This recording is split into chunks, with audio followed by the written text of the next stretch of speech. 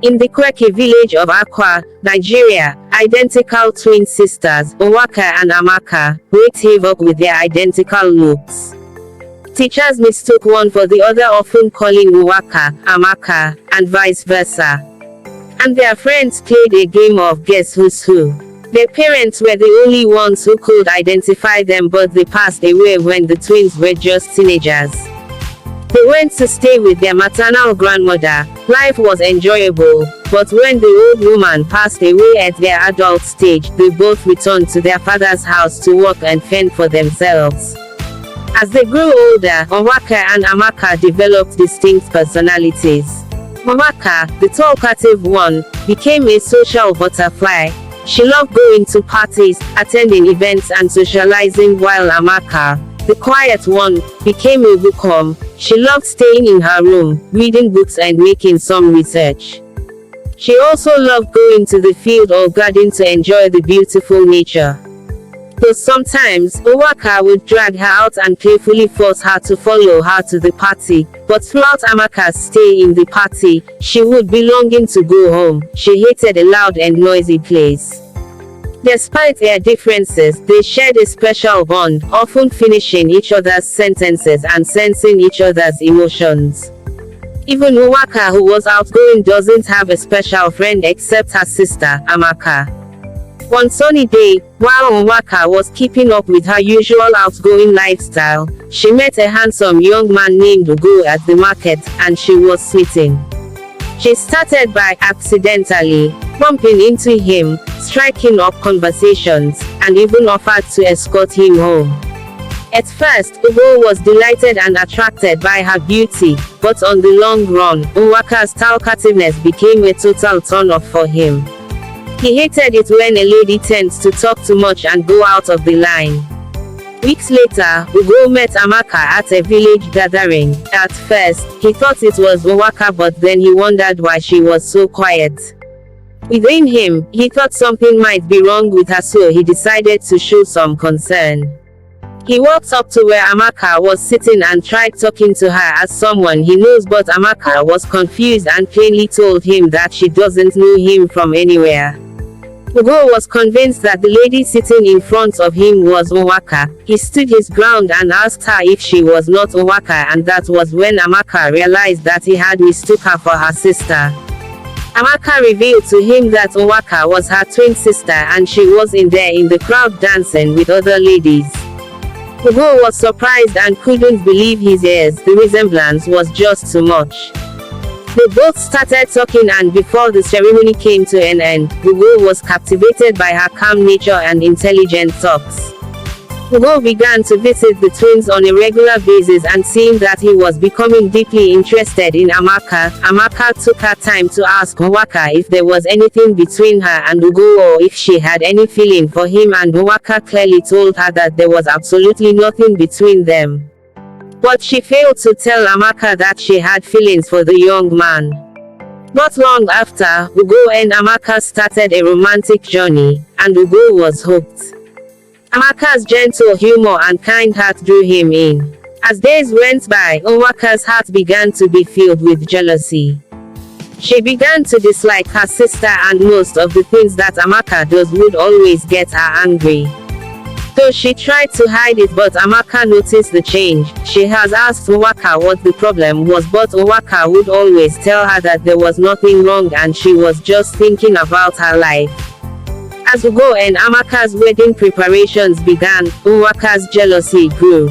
She started to distance herself from Amaka, creating tension between them and always picking fights over nothing. Both Amaka and few of the villagers sensed something was amiss but couldn't quite put their finger on it. Onwaka even went as far as paying some young ladies to convince Ugo's family that Amaka was not the right woman for him, but nothing came out of it. 2 days before the wedding day, Onwaka called Amaka, and in tears she told her that she wouldn't be around for her wedding. As a company she submitted application to, just called her and told her to come to the company unfailingly that same day or else she would lose the job. Amaka was sad and wished her sister would stay beside her, but she knew how much she had waited to be called for a job. On the night of the wedding, Nwaka kidnapped Amaka and hid her away. She then assumed Amaka's identity, moving in with Ugo and trying to mimic her sister's behavior. But Nwaka's talkative nature kept slipping out. She struggled to keep up the act, often finding herself dominating conversations. Ugo noticed subtle changes in his wife's behavior and wondered why she suddenly changed and why she was behaving more like her sister, Amaka. He also noticed that most of the things he discussed with Amaka during their relationship, this present wife of his cannot remember it. Amaka would always cover up by saying that she had a lot of things running through her mind. As days went by, Ugo began to dislike his wife and things began to get sour among them. He wasn't happy and was ready to end the marriage if his wife does not change from constantly abusing him verbally and raising her voice at him. Something also bothered him. He noticed that his wife was always sneaking out of the house, though he didn't pay much attention to it, but one day, he discovered a suspicious text message on Nwaka's phone. The text message was directly sent to Nwaka telling her that Amaka, her sister, was pleading to be set free and released from where she was held captive. Ugo suspected something, but couldn't lay his hand on what it was. So one of the days, he secretly followed Nwaka to know where she usually sneaks out to. He followed her till she got to a particular building. He stood outside and waited until she was done and left. When Nwaka was completely out of sight, Ugo broke the door to that house and entered, receiving the greatest shock of his life. Ugo found one of the twins being held captive. He was still in shock when Amaka began to plead with him to save her, that her sister kidnapped her on their wedding day. Ugo was short of words as he now realized why his wife suddenly changed after their marriage. Without wasting time, he took Amaka and left the place, taking her to stay with his friend until things are sorted out. Ugo went back home that day and confronted Nwaka, who wanted to deny it, but Ugo told him straight away that Amaka was already with him.